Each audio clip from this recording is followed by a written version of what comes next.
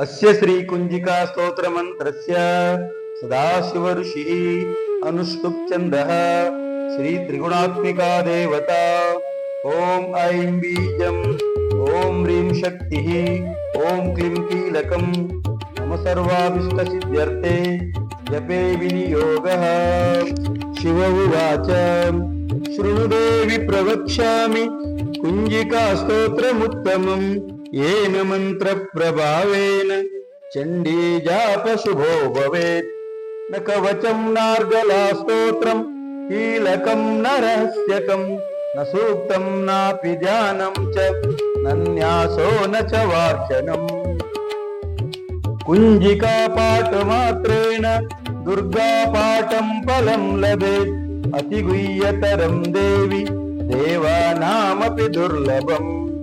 गोपनीयं प्रयत्नेन स्वयोनिरिव पार्वती मारणं मोहनं वश्यं स्तम्भनोच्चाटनादिकं पाठमात्रेण संसिद्ध्येत् कुंजिका स्तोत्रमुत्तमम्। अथ मंत्रः ओम ऐं ह्रीं क्लीं चामुण्डायै विच्चे ओम ग्लौं ॐ क्लीं जुं सः ज्वालय ज्वालय ज्वल ज्वल प्रज्वल प्रज्वल ऐं ह्रीं क्लीं चामुण्डायै विच्चे ज्वल अं सं लं क्षं फट् स्वाहा इति मंत्रः। नमस्ते रुद्ररूपिण्यै नमस्ते मधुमर्दिनी नमः कैटभारिण्यै नमस्ते महिषार्दिनी नमस्ते शुम्भहन्त्रै च निशुम्भासुरघातिनी जाग्रतं हि महादेवी जपं सिद्धं कुरुष्व मे। ऐंकारी सृष्टिरूपायै ह्रींकारी प्रतिपालिका क्लींकारी कामरूपिण्यै बीजरूपे नमोस्तुते। चामुण्डा चण्डघाती च ऐकारी वरदायिनी विच्छे च भयदा नित्यं नमस्ते मन्त्ररूपिणी। दां दीं दूं दुर्जटे पत्नी वां वीं ॐ वागधीश्वरी क्रां क्रीं क्रूं कालिका देवी शां शीं शूं मे शुभं कुरु। हुं हुं ओंकाररूपिण्यै जं जं जम्बनादिनी ब्रां ह्रीं ह्रूं भैरवी भद्रे भवान्यै ते नमो नमः। अं कं चं टं तं पं यं शं विं धूं अहिं वीं अं क्षं द्विजाग्रं द्विजाग्रं त्रोटय त्रोटय दीप्तं कुरु कुरु स्वाहा। पां पीं पुं पार्वती पूर्णा पां कीं कुं केचरी तथा सां सीं सुं सप्तसती देव्य मन्त्रसिद्धिं कुरुष्व मे। कुंजिकायै नमो नमः। इदं तु कुंजिका स्तोत्रम् मन्त्रजागर्ति हेतवे अभक्तेनैव दातव्यं गोपितं रक्ष पार्वती। यस्तु कुंजिकया देवी हीनां सप्तसतीं पठेत् न तस्य जायते सिद्धिररण्ये रोदनं यथा। इति श्रीरुद्रयामले गौरीतन्त्रे शिवपार्वती संवादे कुंजिका स्तोत्रम् सम्पूर्णम्। अस्य श्री कुंजिका स्तोत्र मंत्रस्य सदाशिव ऋषिः अनुष्टुप् छन्दः श्री त्रिगुणात्मिका देवता ओम ऐं बीजम् ओम ह्रीं शक्तिः ओम क्लीं कीलकं मम सर्वाभीष्टसिद्ध्यर्थे जपे विनियोगः। शिव उवाच शृणु देवि प्रवक्ष्यामि कुंजिका स्तोत्रमुत्तमम् येन मंत्र प्रभावेन चंडी जाप शुभो भवेत्। न कवचं नार्गला स्तोत्रम् कीलकं न रहस्यकं न सूक्तं नापि ध्यानं च न न्यासो न च वाचनम्। कुंजिका पाठमात्रेण दुर्गा पाठं फलं लभेत् अतिगुह्यतरं देवि देवानामपि दुर्लभम् गोपनीयं प्रयत्नेन स्वयोनिरिव पार्वती मारणं मोहनं वश्यं स्तम्भनोच्चाटनादिकम् पाठमात्रेण संसिद्ध्येत् कुञ्जिका स्तोत्रमुत्तमम् अथ मन्त्रः ॐ ऐं ह्रीं क्लीं चामुण्डायै विच्चे ॐ ग्लौं हुं क्लीं जुं सः ज्वालय ज्वालय ज्वल ज्वल प्रज्वल प्रज्वल ऐं ह्रीं क्लीं चामुण्डायै विच्चे ज्वल अं सं लं क्षं फट् स्वाहा इति मन्त्रः नमस्ते रुद्ररूपिण्यै नमस्ते मधुमर्दिनि नमः कैटभहारिण्यै नमस्ते महिषार्दिनि नमस्ते शुम्भहन्त्रै च निशुम्भासुरघातिनि जाग्रतं हि महादेवी जपं सिद्धं कुरुष्व मे ऐङ्कारी सृष्टिरूपायै ह्रीङ्कारी प्रतिपालिका क्लींकारी कामरूपिण्यै बीजरूपे नमोऽस्तु ते चामुण्डा चण्डघाती च यैकारी वरदायिनी विच्चे चाभयदा नित्यं नमस्ते मन्त्ररूपिणी दां दीं दुं दुर्जटे पत्नी वां वीं ॐ वागधीश्वरी क्रां क्रीं क्रूं कालिका देवी शां शीं शूं मे शुभं कुरु हुं हुं ओङ्काररूपिण्यै जं जं जम्बनादिनि ब्रां ह्रीं ह्रूं भैरवी भद्रे भवान्यै ते नमो नमः अं कं चं टं तं पं यं शं विं धूं अहिं वीं अं क्षं द्विजाग्रं द्विजाग्रं त्रोटय त्रोटय दीप्तं कुरु कुरु स्वाहा ॐ क्लीं पुं पार्वती पूर्णा तां कीं कुं केचरी तथा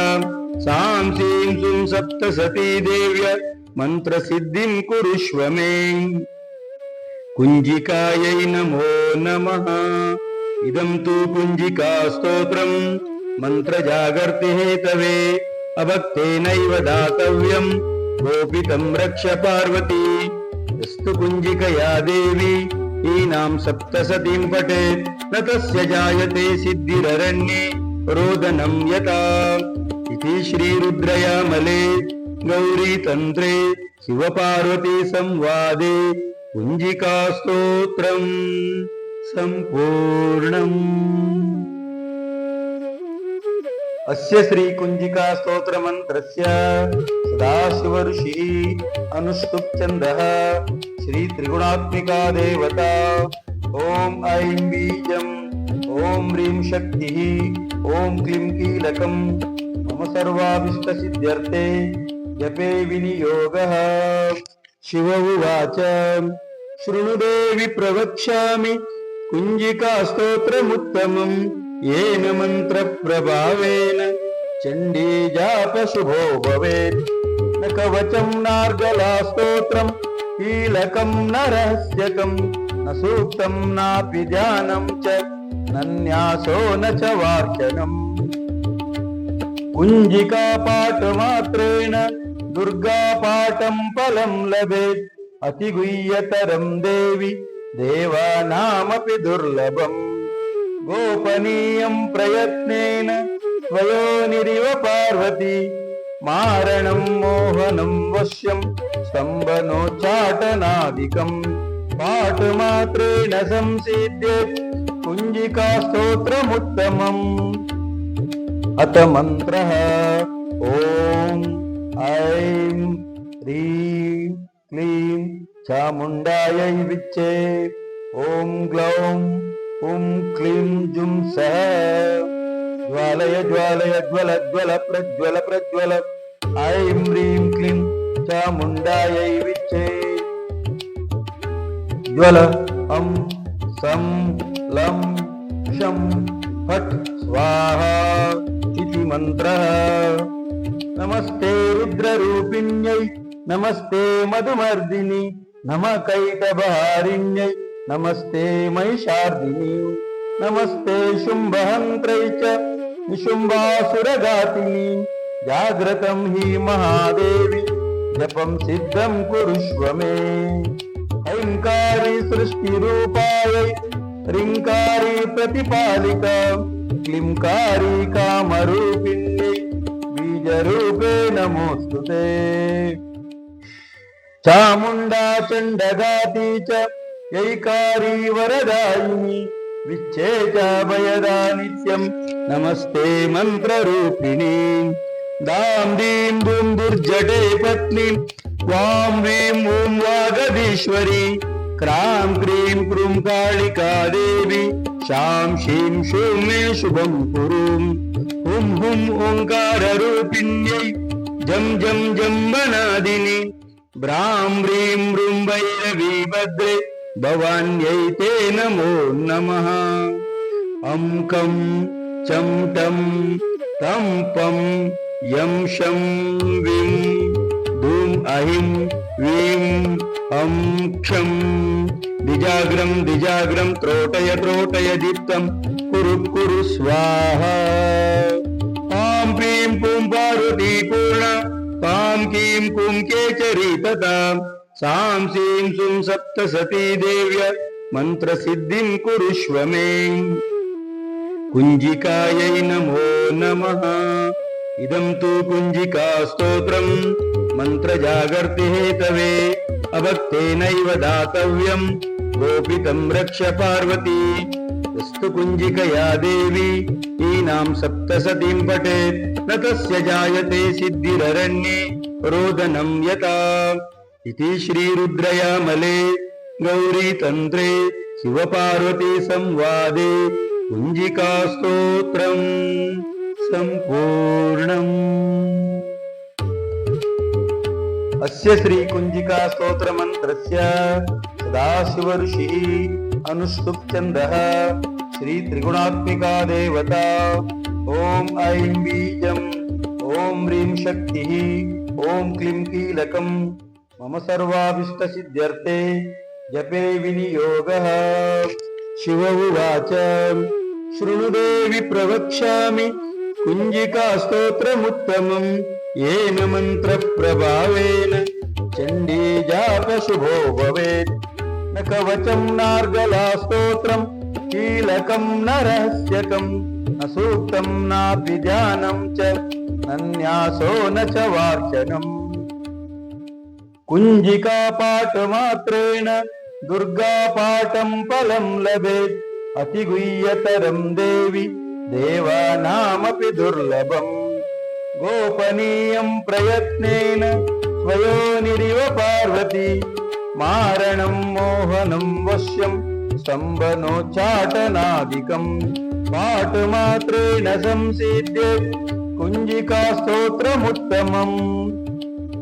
अथ मन्त्रः ॐ ऐं ह्रीं क्लीं चामुण्डायै विच्चे ॐ ग्लौं ॐ क्लीं जुं सः ज्वालय ज्वालय ज्वल ज्वल प्रज्वल प्रज्वल ऐं ह्रीं क्लीं चामुण्डायै विच्चे ज्वल अं सं लं शं फट् स्वाहा इति मन्त्रः।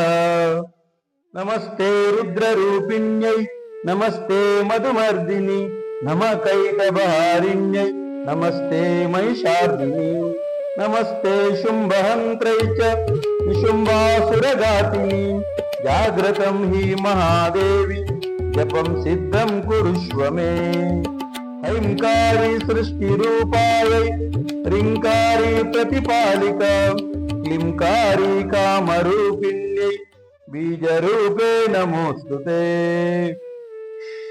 चामुण्डा चण्डघाती च यैकारी वरदायिनी विच्छेचा भयदा नित्यं नमस्ते मन्त्ररूपिणी दां दीं दूं दुर्जटे पत्नी वां वीं ॐ वागधीश्वरी क्रां क्रीं क्रूं कालिका देवी शां शीं शूं मे शुभं कुरु हुं हुं ओङ्काररूपिण्यै जं जं जम्बनादिनि ब्रां ब्रीं मृं भैरवीभद्रे भवान्यै ते नमो नमः। अं कं चं टं तं पं यं शं विं धूं ऐं वीं अं क्षं द्विजाग्रं द्विजाग्रं त्रोटय त्रोटय दीप्तं कुरु कुरु स्वाहा। तां पीं पुं पार्वती पूर्णा तां कीं कुं केचरी तथा सां सीं सुं सप्तसती देव्य मन्त्रसिद्धिं कुरुष्व मे। कुञ्जिकायै नमो नमः। इदं तु कुञ्जिका स्तोत्रं मन्त्रजागर्ति हेतवे अभक्तेनैव दातव्यं गोपितं रक्ष पार्वती। यस्तु कुञ्जिकया देवी ईनां सप्तसतीं पठेत् न तस्य जायते सिद्धिररण्ये रोदनं यथा। इति श्रीरुद्रयामले गौरीतन्त्रे शिवपार्वती संवादे कुञ्जिकास्तोत्रं सम्पूर्णम्। अस्य श्रीकुञ्जिकास्तोत्रमन्त्रस्य सदाशिव ऋषिः अनुष्टुप् छन्दः श्रीत्रिगुणात्मिका देवता। ॐ ऐं बीजम् ॐ ह्रीं शक्तिः ॐ क्लीं कीलकम् मम सर्वाभीष्टसिद्ध्यर्थे जपे विनियोगः। शिव उवाच शृणु देवि प्रवक्ष्यामि कुञ्जिकास्तोत्रमुत्तमम् येन मन्त्रप्रभावेन चण्डी जापशुभो भवेत्। न कवचं नार्गलास्तोत्रं कीलकं न रहस्यकं न सूक्तं नापि ध्यानं च न न्यासो न च वार्चनम्। कुञ्जिकापाठमात्रेण दुर्गापाठं फलं लभेत् अतिगुह्यतरं देवि देवानामपि दुर्लभम्।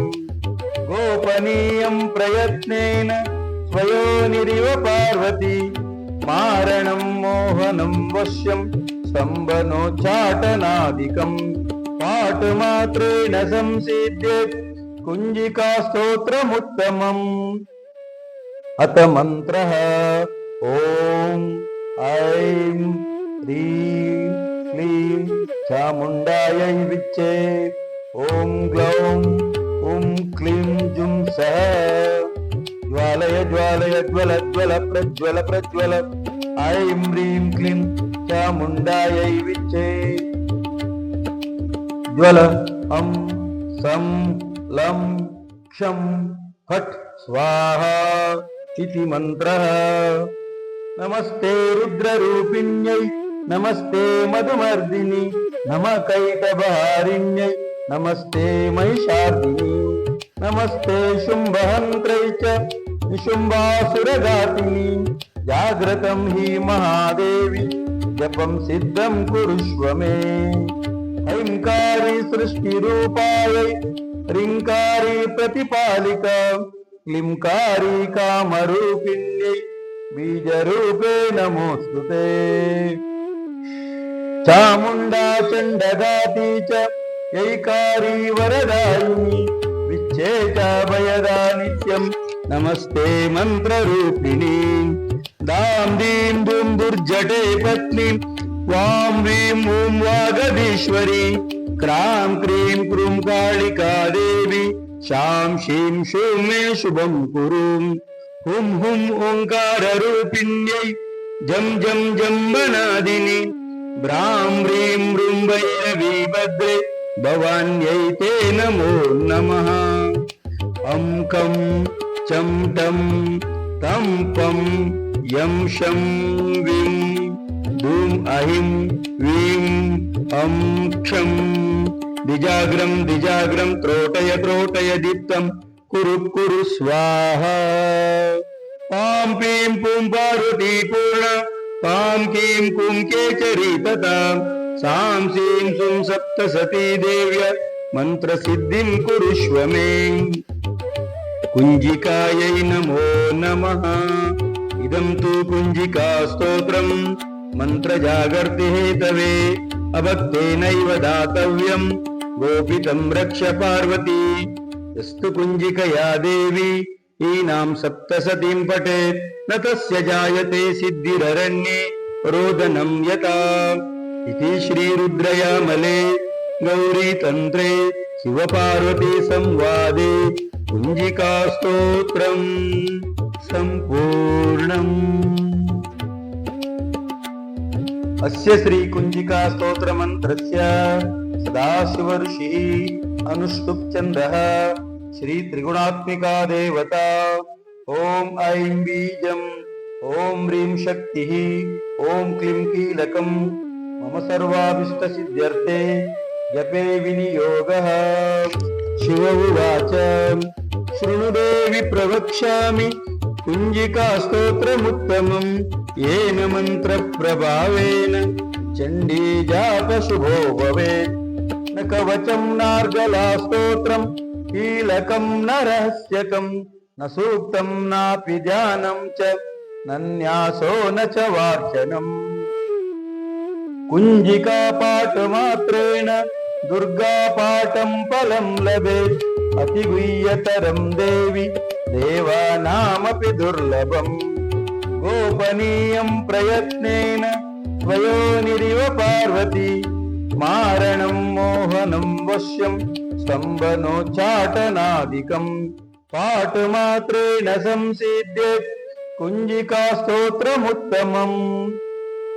अथ मन्त्रः ॐ ऐं ह्रीं क्लीं चामुण्डायै विच्चे ॐ ग्लौं ॐ क्लीं जुं सः ज्वालय ज्वालय ज्वल ज्वल प्रज्वल प्रज्वल ऐं ह्रीं क्लीं चामुण्डायै विच्चे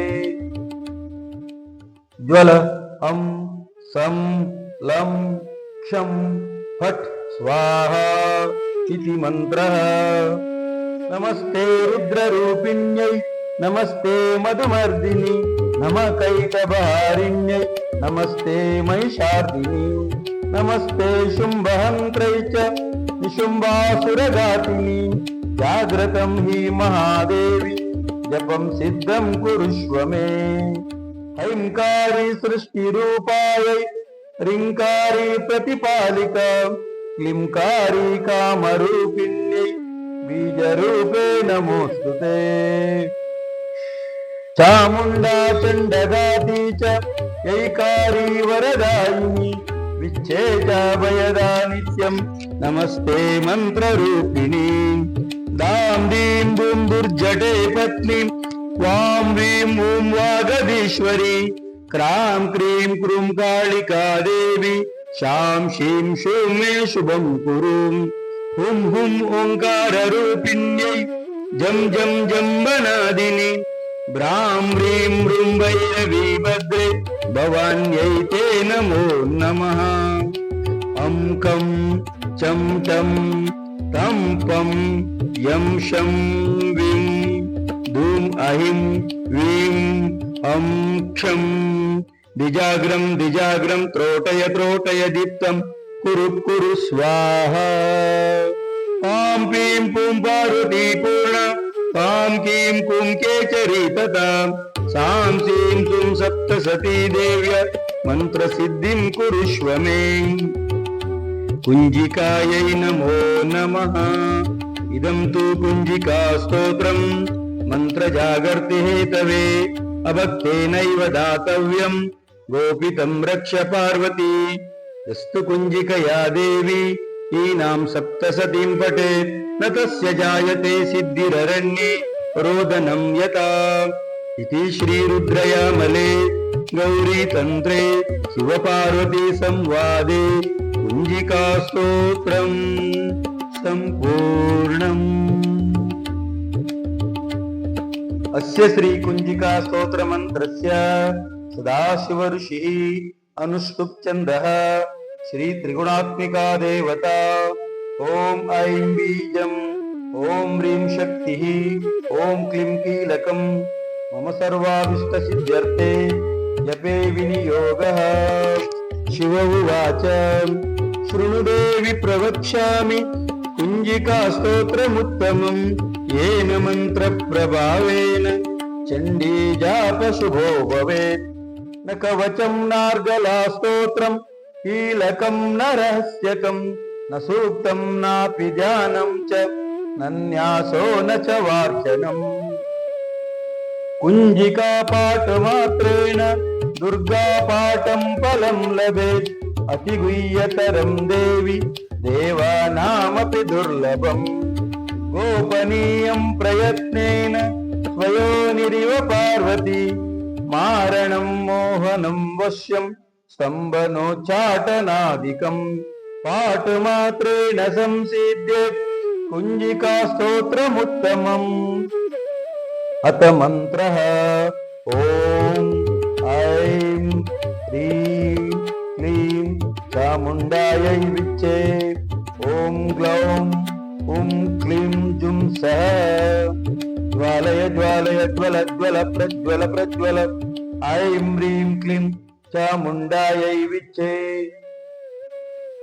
ज्वल अं सं लं क्षं फट् स्वाहा इति मन्त्रः। नमस्ते रुद्ररूपिण्यै नमस्ते मधुमर्दिनि नमः कैटभारिण्यै नमस्ते महिषार्दिनि नमस्ते शुम्भहन्त्रै च निशुम्भासुरघातिनि। जाग्रतं हि महादेवी जपं सिद्धं कुरुष्व मे। हैंकारी सृष्टिरूपायै ह्रींकारी प्रतिपालिका क्लींकारी कामरूपिण्यै बीजरूपे नमोस्तुते। चामुण्डा चण्डघाती च यैकारी वरदायिनी विच्चे च भयदा नित्यं नमस्ते मन्त्ररूपिणी। दां दीं दूं दुर्जटे पत्नी वां वीं ऊं वागधीश्वरी। क्रां क्रीं क्रूं कालिका देवी शां शीं शूं मे शुभं कुरु। हुं हुं ओङ्काररूपिण्यै जं जं जम्बनादिनि ब्रां ब्रीं ब्रूं भैरवी भद्रे भवान्यै ते नमो नमः। अं कं चं टं तं पं यं शं विं धूं अहिं वीं अं क्षं द्विजाग्रं द्विजाग्रं त्रोटय त्रोटय दीप्तं कुरु कुरु स्वाहा।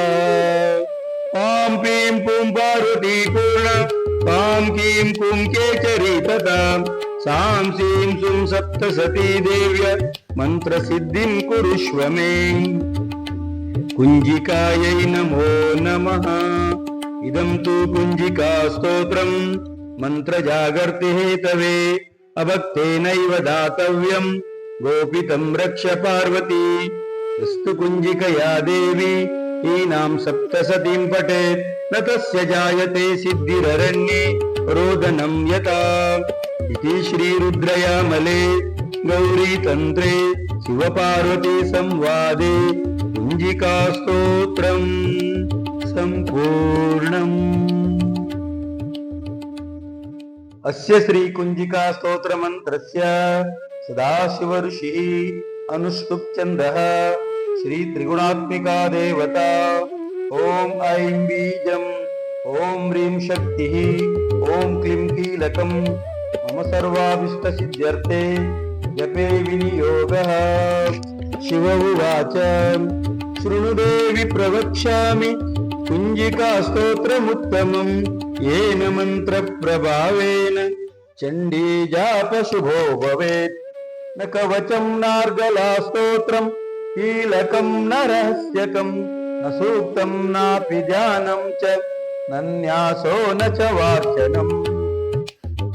कुञ्जिका पाठमात्रेण दुर्गा पाठं फलं लभेत्। अतिगुह्यतरं देवि देवानामपि दुर्लभम्। गोपनीयं प्रयत्नेन स्वयोनिरिव पार्वती मारणं मोहनं वश्यं स्तम्भनोच्चाटनादिकम्। पाठमात्रेण संसिद्ध्येत् कुञ्जिका स्तोत्रमुत्तमम्। अथ मन्त्रः ॐ ऐं ह्रीं क्लीं चामुण्डायै विच्चे। ॐ ग्लौं हुं क्लीं जुं सः ज्वालय ज्वालय ज्वल ज्वल प्रज्वल प्रज्वल। ऐं ह्रीं क्लीं चामुण्डायै विच्चे। ज्वल अं सं लं क्षं फट् स्वाहा इति मन्त्रः। नमस्ते रुद्ररूपिण्यै नमस्ते मधुमर्दिनि नमः कैटभारिण्यै नमस्ते महिषार्दिनि नमस्ते शुम्भहन्त्रै च निशुम्भासुरघातिनि। जाग्रतं हि महादेवी जपं सिद्धं कुरुष्व मे। ऐंकारी सृष्टिरूपायै ह्रींकारी प्रतिपालिका क्लींकारी कामरूपिण्यै बीजरूपे नमोस्तुते। चामुण्डा चण्डघाती च यैकारी वरदायिनी विच्छे च भयदा नित्यं नमस्ते मन्त्ररूपिणी। दां दीं दूं दुर्जटे पत्नी वां ह्रीं ॐ वागधीश्वरी। क्रां क्रीं क्रूं कालिका देवी शां शीं शूं मे शुभं कुरु। हुं हुं ओङ्काररूपिण्यै जं जं जम्बनादिनि ब्रां ह्रीं ह्रूं भैरवी भद्रे भवान्यै ते नमो नमः। अं कं चं टं तं पं यं शं विं धूं अहिं वीं अं क्षं द्विजाग्रं द्विजाग्रं त्रोटय त्रोटय दीप्तं कुरु कुरु स्वाहा। ॐ पीं पुं पार्वती पूर्णा तां कीं कुं केचरी तथा सां सीं सुं सप्तसती देव्य मन्त्रसिद्धिं कुरुष्व मे। कुञ्जिकायै नमो नमः। इदं तु कुञ्जिका स्तोत्रं मन्त्रजागर्ति हेतवे अभक्तेनैव दातव्यं गोपितं रक्ष पार्वती। यस्तु कुञ्जिकया देवी हीनां सप्तसतीं पठेत् न तस्य जायते सिद्धिररण्ये रोदनं यथा। इति श्रीरुद्रयामले गौरीतन्त्रे शिवपार्वती संवादे कुञ्जिकास्तोत्रम् सम्पूर्णम्। अस्य श्री कुञ्जिका स्तोत्र मंत्रस्य सदाशिव ऋषिः अनुष्टुप् छन्दः श्री त्रिगुणात्मिका देवता। ओम ऐं बीजम् ओम ह्रीं शक्तिः ओम क्लीं कीलकं मम सर्वाभीष्टसिद्ध्यर्थे जपे विनियोगः। शिव उवाच शृणु देवि प्रवक्ष्यामि कुञ्जिका स्तोत्रमुत्तमम् येन मन्त्रप्रभावेन चण्डी जापशुभो भवेत्। न कवचं नार्गला स्तोत्रं कीलकं न रहस्यकं न सूक्तं नापि ध्यानं च न न्यासो न च वार्चनम्। कुञ्जिका पाठमात्रेण दुर्गा पाठं फलं लभेत्। अतिगुह्यतरं देवि देवानामपि दुर्लभम्। गोपनीयं प्रयत्नेन स्वयोनिरिव पार्वती मारणं मोहनं वश्यं स्तम्भनोच्चाटनादिकं पाठमात्रेण संसिद्ध्येत् कुञ्जिका स्तोत्रमुत्तमम्। अथ मन्त्रः ॐ ऐं ह्रीं क्लीं चामुण्डायै विच्चे। ॐ ग्लौं हुं क्लीं जुं सः ज्वालय ज्वालय ज्वल ज्वल प्रज्वल प्रज्वल। ऐं ह्रीं क्लीं चामुण्डायै विच्चे। ज्वल अं सं लं क्षं फट् स्वाहा इति मन्त्रः। नमस्ते रुद्ररूपिण्यै नमस्ते मधुमर्दिनि नमः कैटभारिण्यै नमस्ते महिषार्दिनि नमस्ते शुम्भहन्त्रै च निशुम्भासुरघातिनि। जाग्रतं हि महादेवी जपं सिद्धं कुरुष्व मे। ऐंकारी सृष्टिरूपायै ह्रींकारी प्रतिपालिका क्लींकारी कामरूपिण्यै बीजरूपे नमोस्तुते। चामुंडा चंडघाती च यैकारी वरदायिनी विच्छेचा भयदा नित्यं नमस्ते मंत्ररूपिणी। दां दीं दूं दुर्जटे पत्नी वां वीं ऊं वागदीश्वरी क्रां क्रीं क्रूं कालिका देवी शां शीं शूं मे शुभं कुरु। हुं हुं ओंकाररूपिण्यै जं जं जम्बनादिनी ब्रां व्रीं मृं भैरवी भद्रे भवान्यै ते नमो नमः। अं कं चं टं तं पं यं शं विं धूं अहिं वीं अं क्षं द्विजाग्रं द्विजाग्रं त्रोटय त्रोटय दीप्तं कुरु कुरु स्वाहा। पां पीं पुं पार्वती पूर्णा पां कीं पुं केचरी तथा सां सीं सुं सप्तसती देव्य मन्त्रसिद्धिं कुरुष्व मे। कुञ्जिकायै नमो नमः। इदं तु कुञ्जिका स्तोत्रं मन्त्रजागर्ति हेतवे अभक्तेनैव दातव्यं गोपितं रक्ष पार्वती। यस्तु कुञ्जिकया देवी हीनां सप्तसतीं पठेत् न तस्य जायते सिद्धिररण्ये रोदनं यथा। इति श्रीरुद्रयामले गौरीतन्त्रे शिवपार्वती संवादे कुञ्जिकास्तोत्रं सम्पूर्णम्। अस्य श्री कुञ्जिका स्तोत्र मंत्रस्य सदाशिव ऋषिः अनुष्टुप् छन्दः श्री त्रिगुणात्मिका देवता। ओम ऐं बीजम् ओम ह्रीं शक्तिः ओम क्लीं कीलकम् मम सर्वाभीष्ट सिद्ध्यर्थे जपे विनियोगः।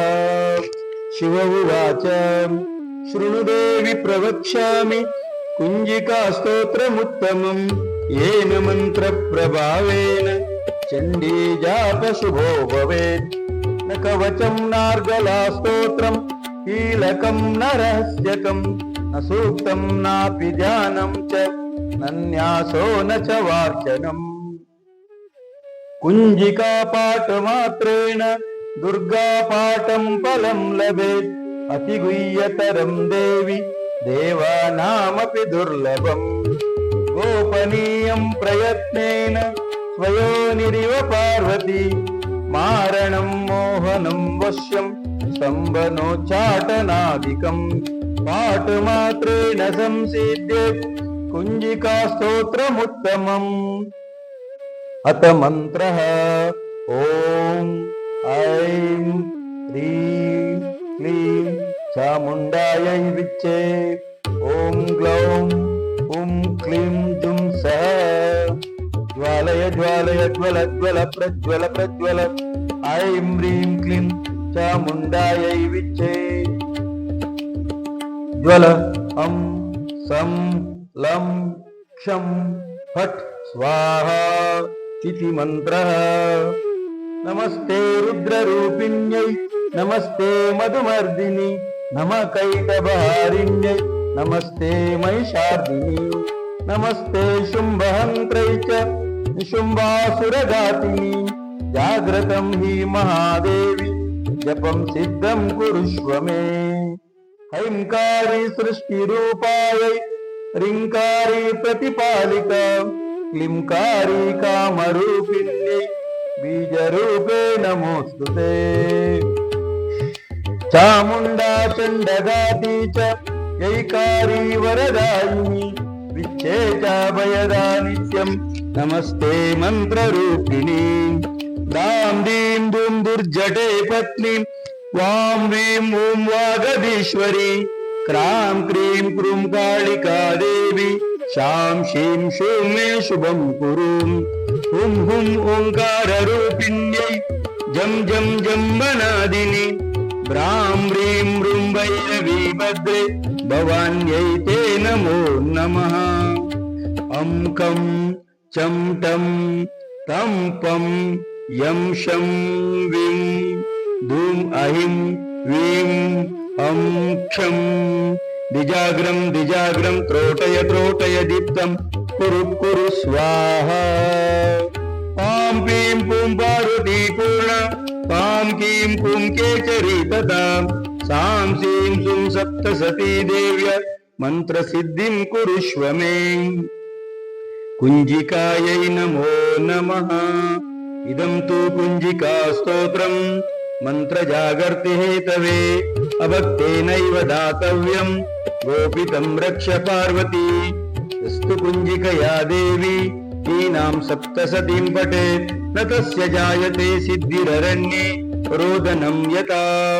इति श्रीरुद्रयामले गौरीतन्त्रे शिवपार्वती संवादे कुञ्जिकास्तोत्रम् सम्पूर्णम्। अस्य श्री कुञ्जिका स्तोत्र मंत्रस्य सदाशिव ऋषिः अनुष्टुप् छन्दः श्री त्रिगुणात्मिका देवता। ओम ऐं बीजम् ओम ह्रीं शक्तिः ओम क्लीं कीलकम् मम सर्वाभीष्ट सिद्ध्यर्थे जपे विनियोगः। शिव उवाच शृणु देवि प्रवक्ष्यामि कुञ्जिका स्तोत्रमुत्तमम् येन मंत्र प्रभावेन चंडी जाप शुभो भवेत्। न कवचं नार्गला स्तोत्रं कीलकं न रहस्यकं न सूक्तं नापि ध्यानं च न न्यासो न च वार्चनम्। कुञ्जिका पाठमात्रेण दुर्गा पाठं फलं लभेत् अतिगुह्यतरं देवि देवानामपि दुर्लभम्।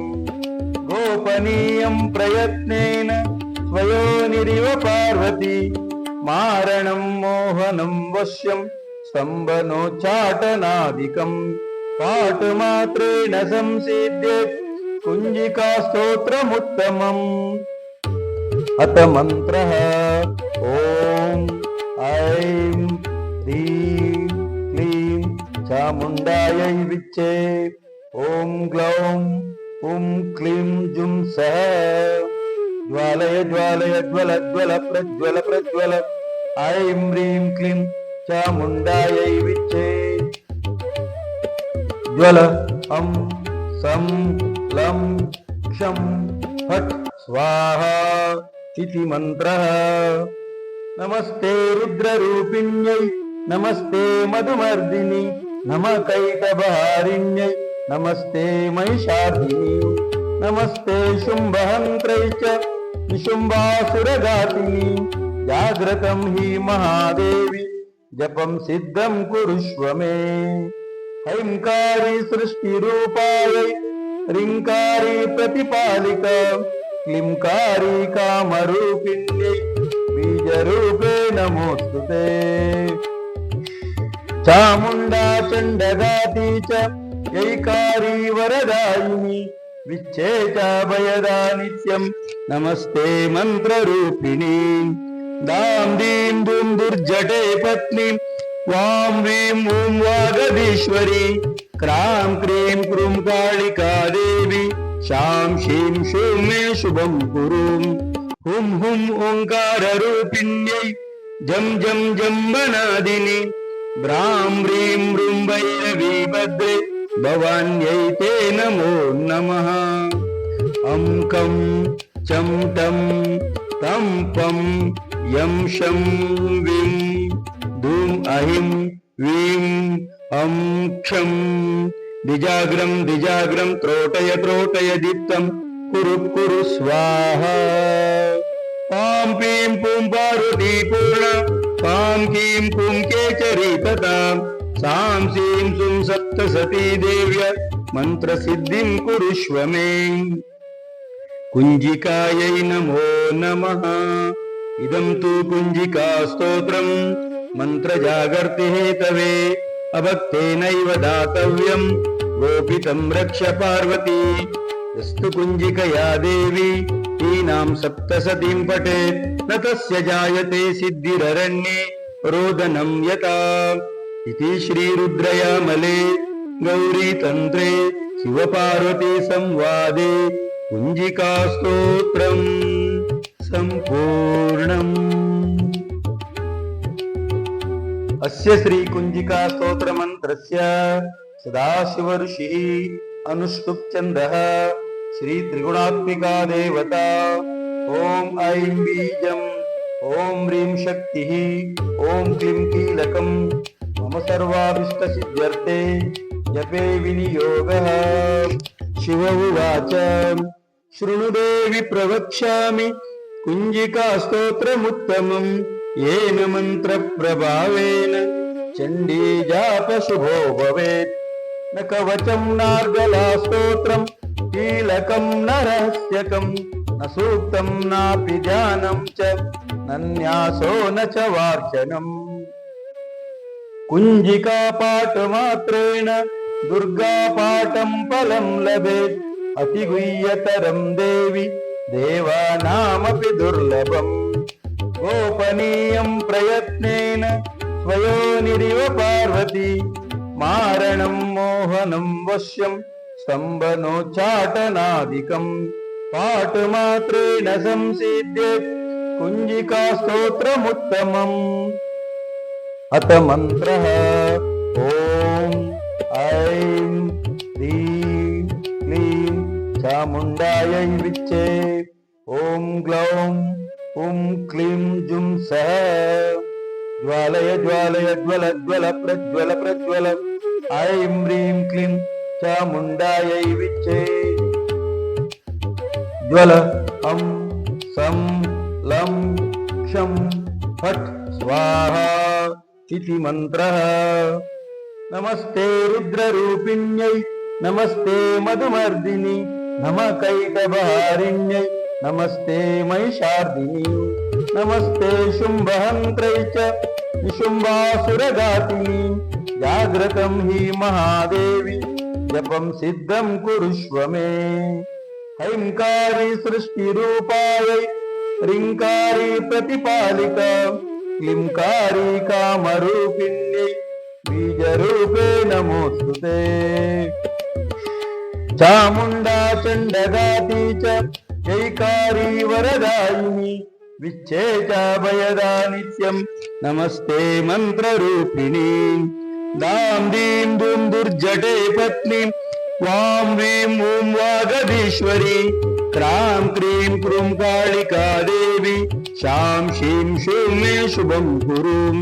हुं हुं ओंकाररूपिण्यै जं जं जम्बनादिनि ब्रां ह्रीं ह्रूं भैरवी भद्रे भवान्यै ते नमो नमः। अं कं चं टं तं पं यं शं विं धूं अहिं वीं अं क्षं द्विजाग्रं द्विजाग्रं त्रोटय त्रोटय दीप्तं कुरु कुरु स्वाहा।